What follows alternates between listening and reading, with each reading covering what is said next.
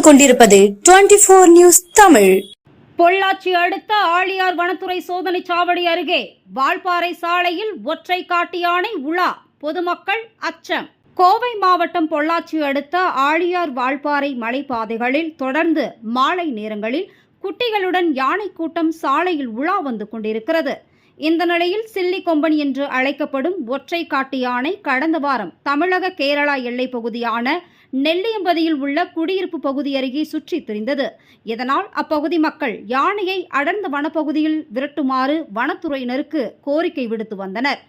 இதையடுத்து வனத்துறையினர் அடர்ந்த வனப்பகுதியில் விரட்டினர். அங்கிருந்து விரட்டப்பட்ட ஒற்றை காட்டு யானை இடம்பெயர்ந்து இன்று மாலை பொள்ளாச்சி அருகே உள்ள ஆழியார் வனத்துறை சோதனை சாவடி அருகே பொள்ளாச்சி வால்பாறை சாலையில் ஒய்யாரமாக சாலையில் நடந்து சென்று ஆழியார் அணை பகுதிக்குள் சென்றது. பொதுமக்கள் பாதுகாப்பு கருதி வனத்துறையினர் சுழற்சி முறையில் அந்த ஒற்றை காட்டு யானையை கண்காணிக்கும் பணியில் தீவிரமாக ஈடுபட்டு வருகின்றனர்.